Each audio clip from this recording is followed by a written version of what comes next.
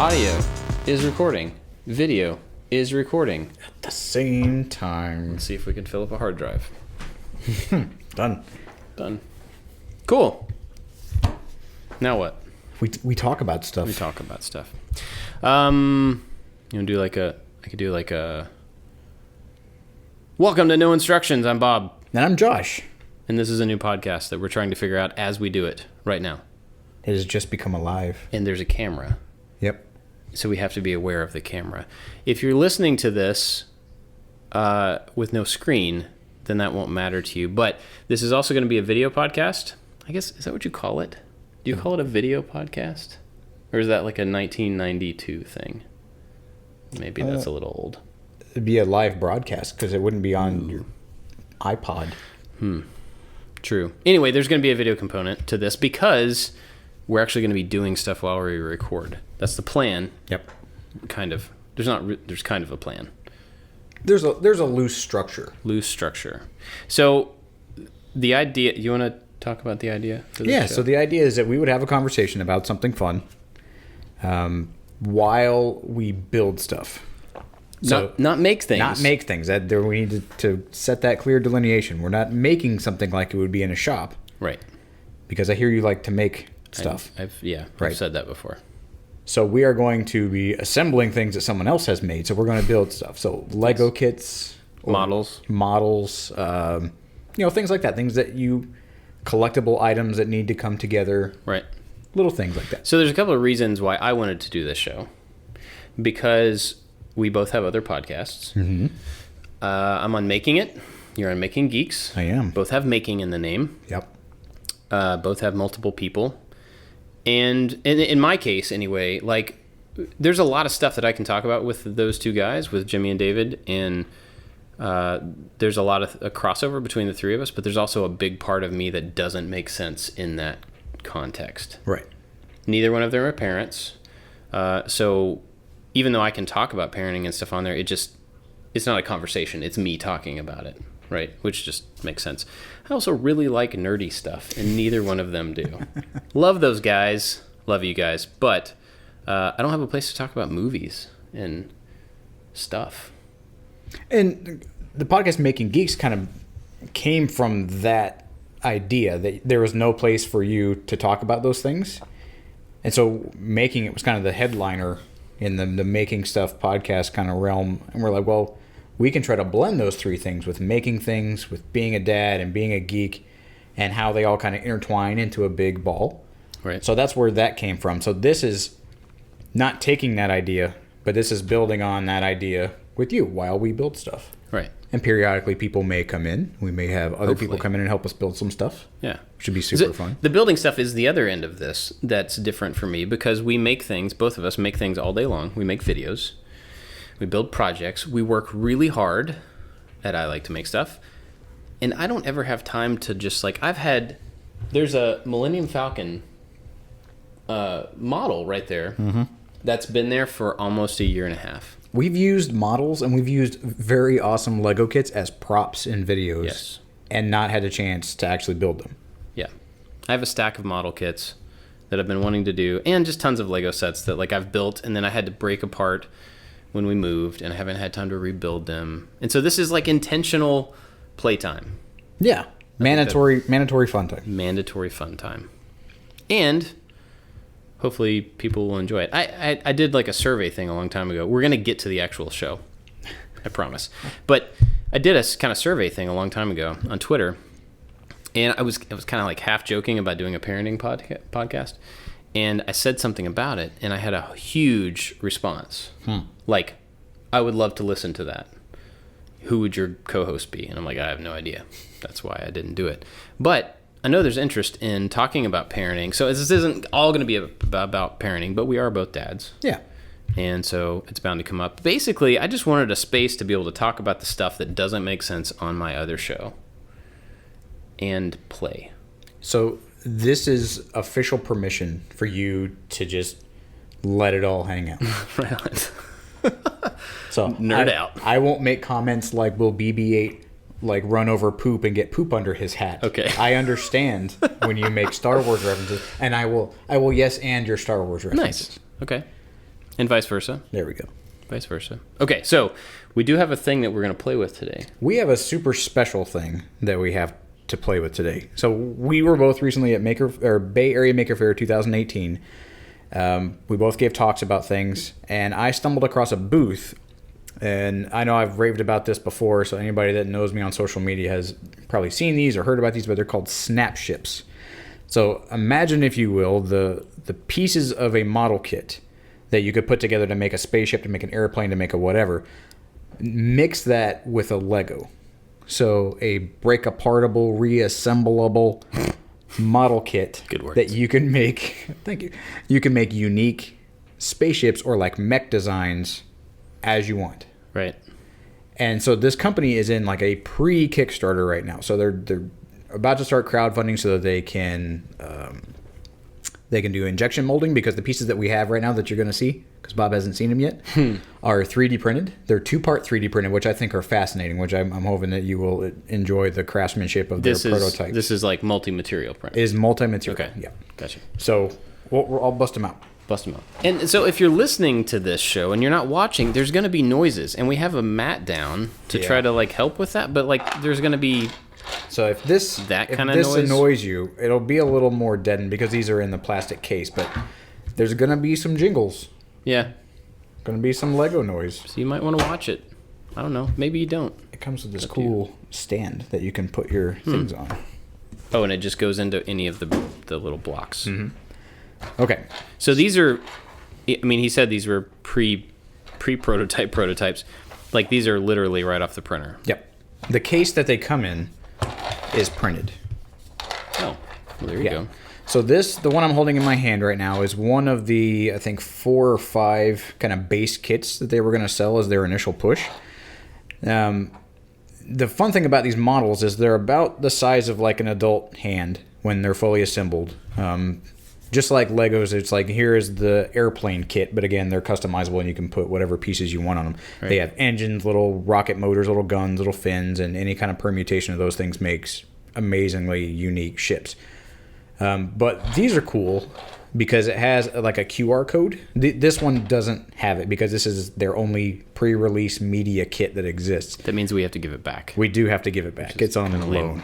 But it has this QR code that's built into one of the pieces that you can put on the ship, and you download their app, and you can actually fly this around and shoot these missiles and shoot all the guns and stuff in an AR kind of configuration. It's super fun.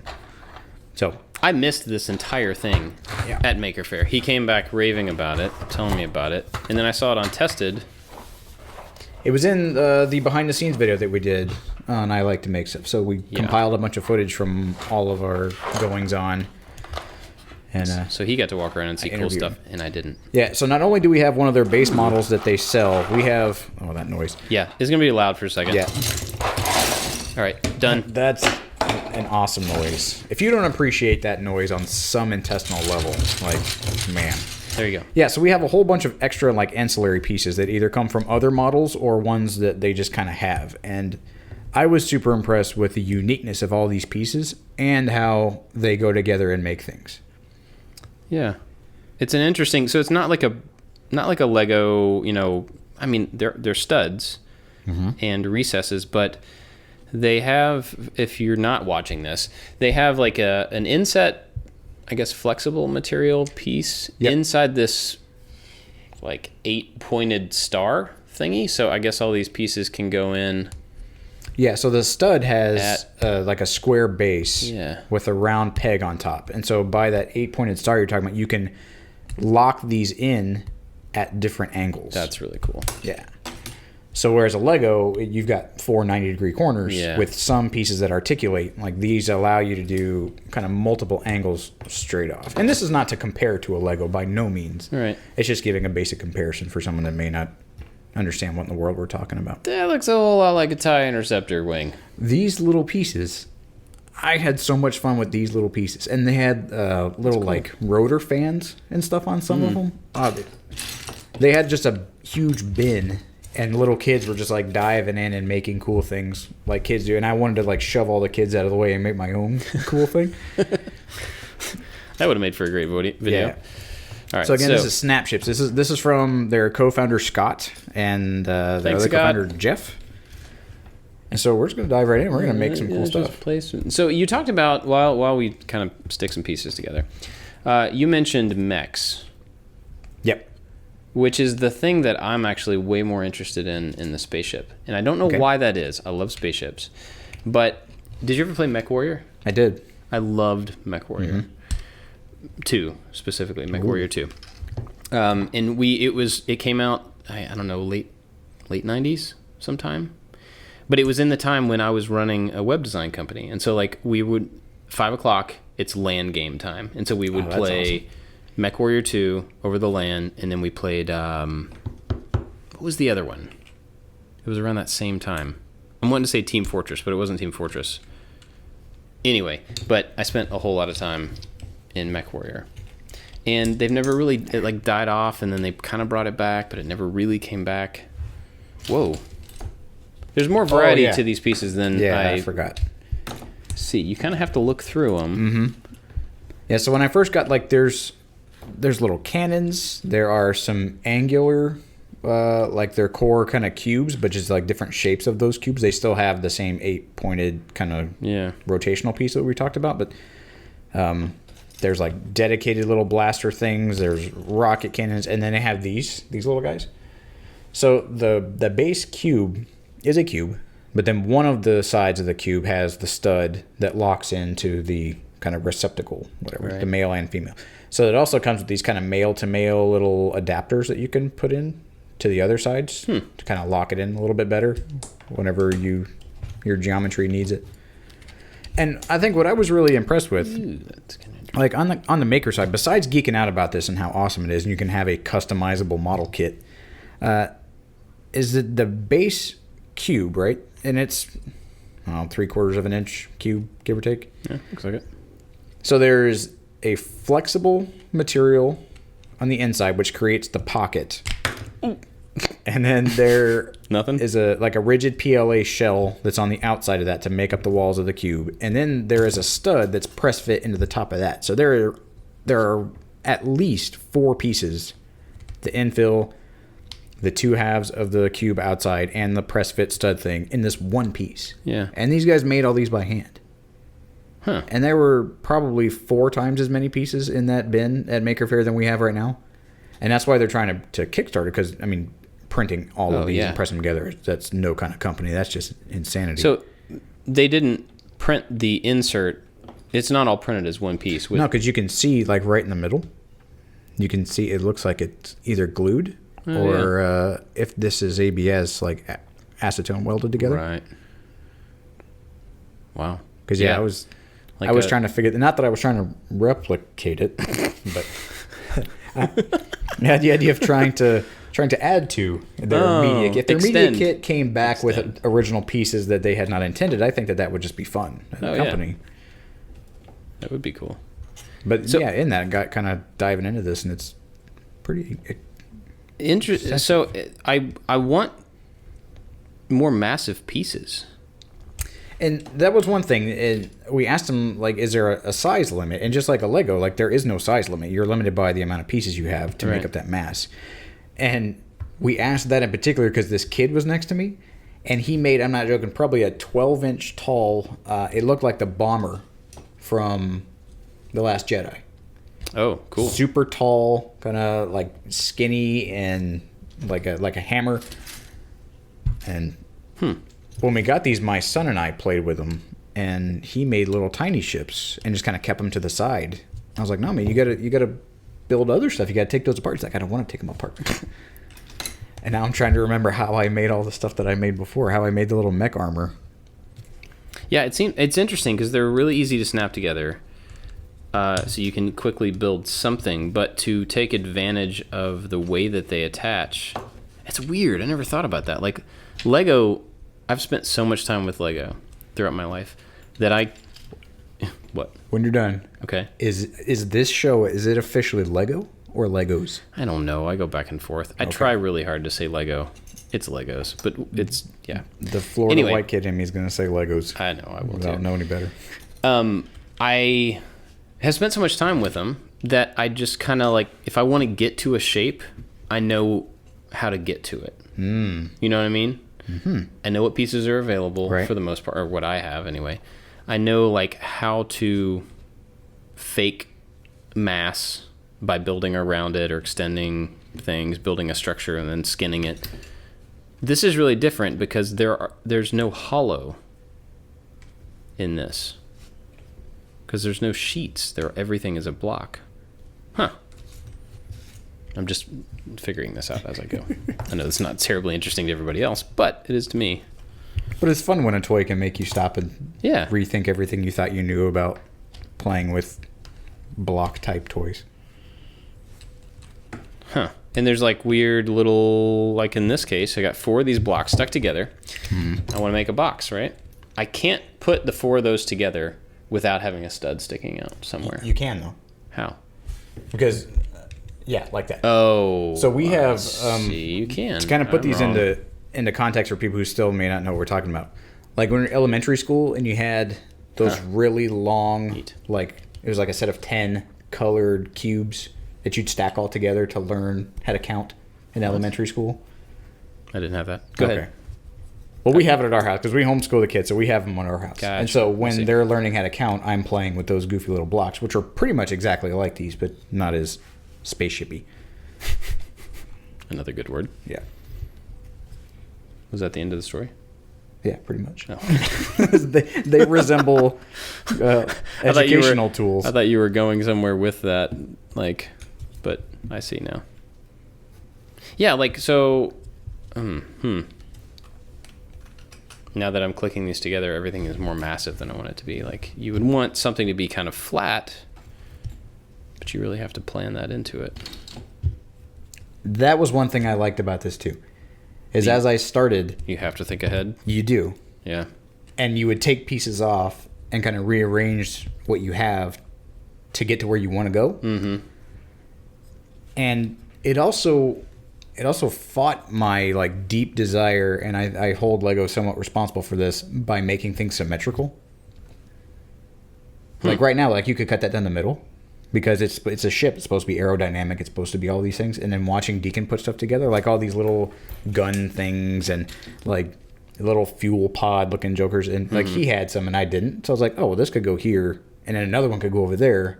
Similar to a model kit where it may not be completely streamlined or so. Oh, right. Part A, part B, side A, side B. And so that was one of those moments. I'm like, this could just be anything. And then the engineer kind of came out, and I was like, well, where would I put a rocket, or where would I put a gun? Or if I had this type of gun on this side, would I need a different one on a different side? And yeah, it got really silly at our house that night. Yeah, this is pretty cool. I mean, I could see why. So one of the problems our kids have with Lego is that it's weird. My 10-year-old spends more time with Duplo than with regular Lego. Because the way he plays is he'll want a whole fleet of like the bomber that you were talking about from The Last Jedi. He makes those out of Duplo, and so they're about this tall, about 8 inches tall. Yeah, and it's just the kind of the profile of that ship. And he'll do the same thing with Star Destroyers and whatever, but he can do that really quickly with Duplo. So he'll stack up these things, and he'll have 10 or 15 of them, and then he plays. Whereas one of my younger ones will take a handful of pieces and spend 30 minutes with making every combination that those handful of regular Lego pieces can make.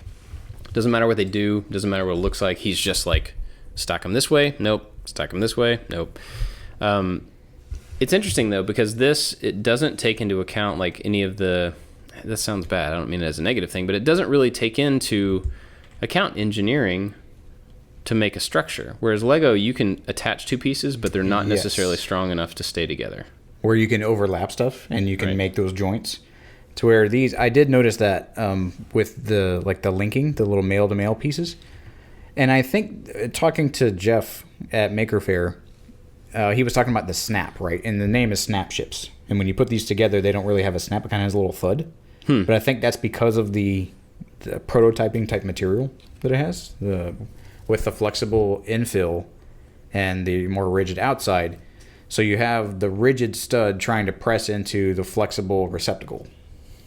Right. And so that, because it's not a rigid on rigid, doesn't make the snap. But I think that's something that that will be addressed whenever they injection mold the pieces.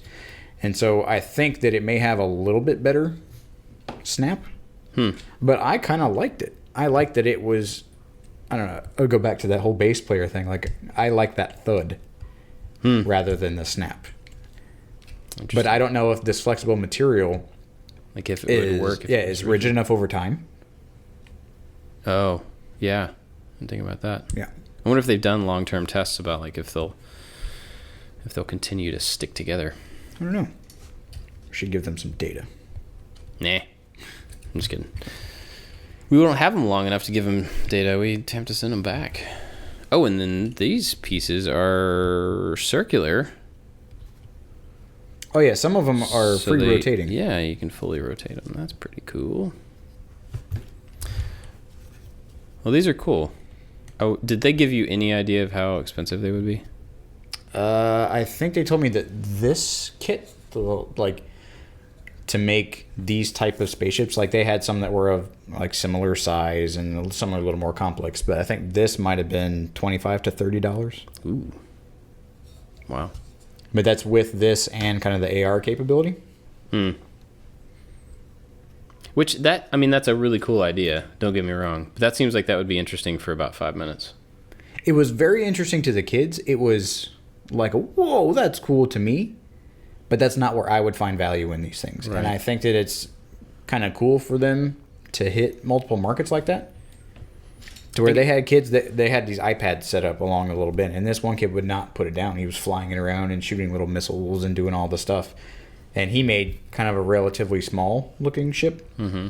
And so I think it's really based on personality. I want that one. Give me that one. There we go. Maybe based on personality types. But yeah, that's true. I mean, I guess build and play can be the same thing, but they could also be separate things. Mm-hmm. I mean, that's the way Lego works the same way. I'm talking about Lego a lot. But, some people like to make the set, to keep the set together, and they play with it like it's a toy. Yep. Some people like the fact that they're building a new thing every day and they don't actually keep the fire truck together or whatever. So this, if you're looking here, this is my ship that I came up with in just a few minutes. It's kind of top heavy, still pretty cool though. And actually, I guess I could just take all that off. Ooh, where's that one piece? Where's the rocket? That one piece? Yep. Oh, I can't see. Okay, so that's a problem. What? This splitter type thing. I really wanted to just pop that off and drop that in there, and I can't. Because there's no thingy. Oh well. I'll survive, pretty sure. I'm trying. We asked them about mech, like specific kits, and they were like, that's on their radar. Right. But you can still make it out of this. And like I made one when I was playing with Deacon. I don't remember how I made it, but there's angled, and this is not the way I made it, so I made it differently, and I don't remember how I did. It's cool though. I mean, it's got a head and a little shoulder gun. A transformer. Yeah. He just has 45-degree legs. Yeah, he's a little chicken-legged. Let me see if we can make him taller. He's got the palsy. All right, I'll take this apart. I can try for a mech as well. Whoop. All right, so let's talk about movies because we're going to talk about movies. Some. Mm-hmm. Explain to me again. Oh boy. I know that it's going to be a demeaning conversation when it starts that way. No. I mean, for context. Like, I don't want to demean you. Explain to me why you haven't seen Winter Soldier. You have seen almost every other Marvel movie, right? Okay, that'll go into my answer. Okay. I didn't need to see Winter Soldier. It came out for whatever reason. I don't know what was happening in the world at that time. I didn't have a chance to watch it. And then Marvel kept going. And I went, oh, well, no harm, no foul, I guess. People raved about how awesome it was. I'm like, oh, that would have been kind of cool. And then they just kept going. And then Civil War came out. And I remember you made the comment, you're like, how do you understand what happened in Civil War without seeing it? And I go, it's Marvel. Like, Marvel makes a movie, and they can, in Civil War, they can have a single sentence or two of dialogue and completely run through what happened in the previous movie that I didn't see. True. Which is good at him. Yeah. And by that point, I kind of forgot that it existed. And then when I watched Civil War, I'm like, who is that? I'm like, oh, well, whatever. It doesn't matter who that is. Because they explained themselves shortly after. And so then you were so surprised that I had not seen Civil War. And then, or not Civil War, but I hadn't seen Winter Soldier. And I'm like, well, I don't need to anymore. I think you do. I mean, with that perspective, you could say that you don't really need to see any movie, which is, again, a good thing for them, right? Because if you can skip any of them because you get that one-line catch-up. So I was listening to another podcast today, and they were talking about... There are no other podcasts. There are no other ones. They were talking about what movies you have to see, Marvel movies you have to see to understand what's going on in Infinity War. And so they were trying to condense it down to the smallest number of movies that a total new person to that universe could see. I did this very thing for my wife. Oh. What did you get to? Let me see. I got to Guardians of the Galaxy 2. Really? Yep. Not 1? Nope. Even though there's an Infinity Stone in 1. Yeah, but the Infinity Stones are recapped elsewhere. They don't even... Like, when you get to Infinity War, they already have the Space Stone with no mention of the Guardians. No mention of how it was relevant in that movie. You don't... When you watch Infinity War, Guardians 1 completely just... Interesting. Okay. Didn't matter. Proceed. So it was Guardians 2, Spider-Man Homecoming, Civil War, Black Panther. You think so? Why? It's good, don't get me wrong. But it's good. But, like, why is that important to... Because I think that's actually one of the least important for Infinity War. Maybe it was relevance at the time. How they all got tighter together as you approached Infinity War. Right. So by seeing Civil War, you got the Black Panther. Just kind of, I think maybe I'm debunking my whole logical point already that you didn't need to watch that piece. I think because I saw in the trailer that they were in Wakanda, as someone that I wanted her to walk into Infinity or walk out of Infinity War appreciative of that movie, because I think there's nothing worse than something that you really, really enjoy and someone that you love. And it's like, okay. Yeah. I mean, my steak was undercooked. Like, it wasn't that great. So to give as much context to that goal of understanding and liking Infinity War, I'm like, just watch Black Panther just because it was a good movie and it kind of gives context as to where they are and who some of the other characters are. And it talks about the Winter Soldier. So at the very end, you're like, oh, who's that guy? And why I don't know because I didn't see Winter Soldier, so I have no idea who that guy is. Well, you do know because it still doesn't explain anything. Because we watched Civil War. You knew who he was. You're like, oh, that guy's back. You still don't know who he is. You don't know why. We got to watch Winter Soldier. We have to. No doubt. I'm not against it. No, I know you're not anti. Against it. I'm advocating that. Well, I don't want to say that because I'm pretty sure I'll eat my words. Yep. But I think the only thing I would get out of Winter Soldier, and I could be wrong because I haven't seen it, is it how Red Skull ended up, which I don't even think happened. I think it happened in the first one where he had the Tesseract and he just kind of disappeared. I don't remember if that happened in the first one or the second one. That was in the first. Yeah, that was in. Okay, well then I don't think I need to watch Winter Soldier. I think you do because it explains. I mean, you don't have to because you've already seen what happens afterwards. So obviously you don't have to understand those things. But I want to. But like it just gives you a context for like why he became the problem of Civil War. That's not the only problem in Civil War, but he is one of the problems. It opens with the Russian guys, and he's under. I mean, Bucky is under some type of manipulation, like mental manipulation. So we know that he's talked about that he was 100 years old, so he must be some kind of super soldier as well, just like all the other super soldiers that they had to fight or that were dead. What else? See, now I just sound like some There's all these people that are yelling at me right now for being like I'm losing geek cred. No, I don't mean it like that. I was just curious for context, like why you didn't see it, and that totally makes sense. Like you can't obviously always see every movie. I'm not a like don't spoil it for me because I don't know. I feel that if you really enjoy a property, if someone told you what was going to happen, you still are going to be as excited. Yeah, fair enough. So is there something that you can nail down as to like you don't understand this because you haven't seen it, or like this is made more known, or this piece of information is not available elsewhere? Well, the only thing. Do you want me to go for it? Okay, so the only thing I guess a spoiler for anybody else who's listening who may be along with me in this I haven't seen it club. In case you didn't see that movie from like 8 years ago or whenever it came out. So you know how hard Cap is fighting for him in Civil War? Yes. Okay. Obviously you know he's Bucky, so you know that there's like history there. Yep. But they're buddies from Brooklyn. Right. But in Winter Soldier, actually there's two big things that happen there too. So in Winter Soldier, like his buddy who's been dead for whatever, 50 something years. Are we still talking about Bucky or different? Yeah, so like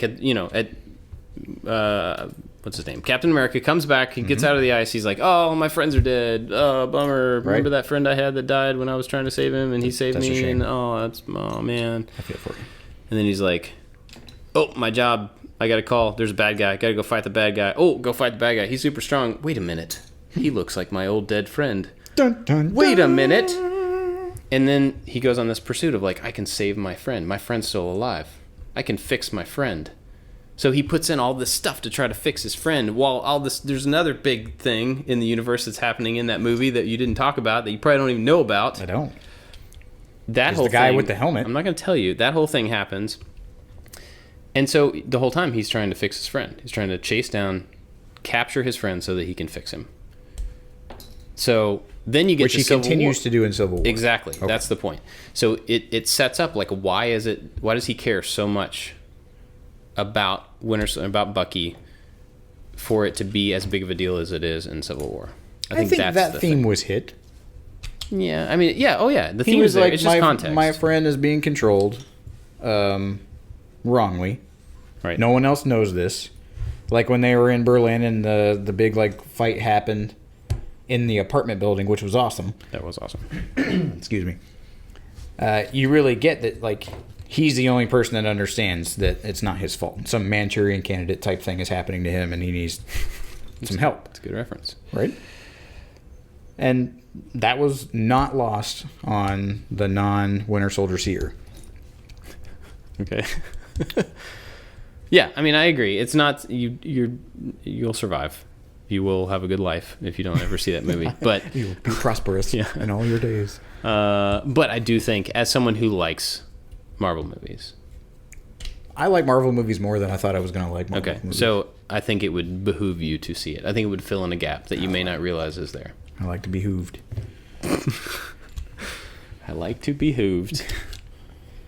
Cool. Well, we got anything else to talk about with Winter Soldier or Snap Ships? Who's the blonde girl? The blonde That was girl. the one. Aha! Totally. She was totally covered in Winter Captain Soldier. America's love interest. She was the granddaughter of the lady who started S.H.I.E.L.D. I'm not going to tell you. Well, these are all facts that I'm scraping together from Civil War. And then I went, oh, yeah, there's other stuff going on in this movie that you should be paying attention to rather than worrying who this girl is. Right. I mean, that's a pretty small part of the thing, but it is another thing. It's... Okay. Oh, rekindled. The thing that I don't want to tell you about, if you don't know about, in Winter Soldier... I don't know how to say it. I don't know how to tell you without telling you. Okay, you know how Cap in Civil War, like he's all about like the way he wants to do things. You have the Accords. You have, Yeah. I can't, Yes. I don't know. I am familiar with such Okay, things. I get his logic. Right. So that spawns his approach to that, and not wanting to be controlled by the government and not wanting to be a tool of a specific government is partially informed by what happens to his organization and the people that he trusts in Winter Soldier. So there is context, and that's the part of the big thing that you don't... That was... Okay. I applauded his steadfastness in that movie. I did not know where that came from. I thought from, the original Avenger, or from... is that what the first? The first Avenger. The first Avenger, yeah. From that one, the all-American guy, to he's now like super distrusting America, yeah. Yeah. That transformation I thought was really awesome, but I guess in my foolishness thought it was abrupt, and apparently it's not. It's definitely not. There we go. I think, on top of all of the filling in the clues and, connective tissue and stuff, it's actually just a really good movie. It's one of my favorite. It's probably in the top... There's like 20 million Marvel There's a movies. little bunch. It's probably in my top 4, 5, somewhere in there. That's pretty good. I really like the Iron Man movies. I don't care what anybody says. I like all 3 of them. So they're definitely up there. But I did too. Yeah. But Winter Soldier is definitely my favorite of the Captain America movies. And it's probably up there in the whole... How many are there? I don't know. There's at least like 19. Sure. I'm sure we could... Yeah, it's probably not worth looking up. Yeah. Someone in the listening is going, there's 25! No, there's... no. Yeah. All right. So, we're going to watch it. What's your verdict on Snapships? I like them. I don't think I would buy them. Okay. I made a thing. It's cool. You seem to be... maybe I just need to spend more time with them. That looks way cooler than anything I made in a few minutes. Well, see, when I was a kid and I was bored at school, I used to draw... I did too. Spaceships and airplanes with, like, guns and stuff all over it. So there's some really, like, infantile part of me that just gets to... I'm manipulating the thing that I used to draw very terribly on notebook paper. So the cool thing about this one, anybody that can't see this, these are gray, and the little connective blocks, the little squishy parts on the inside are blue, and so they're really obvious. So when you stick 2 pieces together, if you have an exposed edge or exposed face, sorry, not edge, if you have an exposed face, they're blue. You can see it. The thing he made is all gray. Yeah. So he filled in all of the little connecty parts with guns and panels and stuff. So that makes it look cooler to me. Whereas I think you were trying to make yours bigger, and I Yeah. think with the amount of pieces that we have here, I think may have been a tad ambitious. Right. Because, there are lots of panels and lots of things that are meant to cover up all those connective pieces. Yeah. I think you were trying to go too... I think that there's like this. Okay, see, I didn't even see these. Yeah, so I think that there may be, not that there's a size range, but I think with one of the kits that you would get, there's a maybe scale like, to it. Yeah. palm of your hand type thing. Right. Like, Yep. it would be 2 children's hands, 1 adult hand. So trying to make the structure of the ship bigger than that, I think you're going to run out of pieces. Right. So I can see, just with keeping that in mind and trying to build around being small. Is there another one of these little... That's not the only wing like that, is it? That little wing? Anyway, trying to build around being small, it already looks cooler than what I was doing earlier. So I totally get that. Just like, that looks cooler. Okay. Yeah, I don't know. They would have to be reasonably priced. Yeah. Did you ever have constructs? Mm-hmm. They feel like constructs to me, in that there's a minimum block size that is bigger than I want it to be. I see what you're saying. So not structurally, it's not like a construct. It's that construct, you are working around a set dimension. Yeah. Like So the like smallest thing you could possibly make with a construct was... It was pretty big. 4 inches square or something, Whereas Lego, you could literally take the flat bricks, 2 of them, and make something that's a 1/4 inch tall, 1 inch wide, and it looks kind of like a plane. You just can't go down that far with these. Well, I think so. the original kind of thought process was they wanted desk toys. These guys were video game developers, and so they wanted desk toys that they could rebuild and play with and things. Well, yeah, that totally makes sense. Something like you just pick up, snap a few pieces together in your, try and decompress from work or whatever, set it aside, and then, whereas Lego, you would have to dig for pieces and be a little more intentional. Yeah. Like if I was at my old job and we had like a meeting around the conference table, I would be doing this around the conference table and maybe paying attention. And getting in trouble for it? Yeah. Probably. Yeah, they're cool. I mean, it's definitely a cool idea. Yeah, so it's not that I'm more excited about these. It's just I don't know, like I like how they're, even the box that it comes in, again, this is some pre-production, pre thing. It doesn't have instructions. So it has like a picture, and the one that comes, if you were to actually purchase this, probably will, because that's just a smart marketing move. But like these pre-kits, they give you an idea, and it can be whatever. And if I don't like that piece, I can take that piece off and I can put on another super cool gun, which I like how the little ancillary pieces have so much detail in them that they seem like the little greeblies and things from model kits that. Cool beans. Yeah. Yeah. Thanks for sharing them. Yeah. Thank you, Scott and Jeff, for sending them to me. Go check out Snapships if you want, or don't. Doesn't matter. They're not sponsoring anything. Just thought we'd check them out. I mean, you can check out their website, but they're not even in Kickstarter yet. So it's pretty much like you would sign up for an email list. So you can't buy them right now. So you can just go and kind of oogle at them.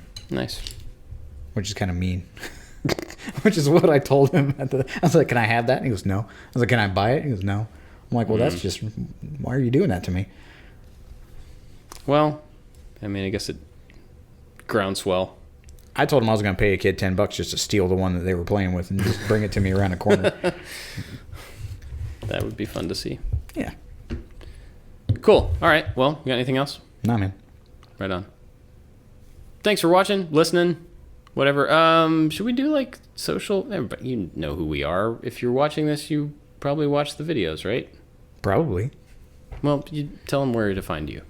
You can find me at the PI Workshop, mostly on Instagram. I have a YouTube channel, but I'm busy on someone else's YouTube channel lately. So you find me on Instagram. I do quippy, snarky things over there at the PI Workshop. He often shows behind the scenes things for I Like to Make Stuff as well. Like when he went to buy 53 pool noodles for a project. Mm-hmm. Yeah. And nobody looked at me weird. The dollar store has a certain demographic of people that apparently are unfazed when you want to buy 53 orange pool noodles. They're probably like $53? That's like a whole day's worth of sales at the dollar store. All right, cool. Catch you guys next time. That's a fun sign off. We'll stick with that one. Yeah. Sure. We can play around with it. And stop.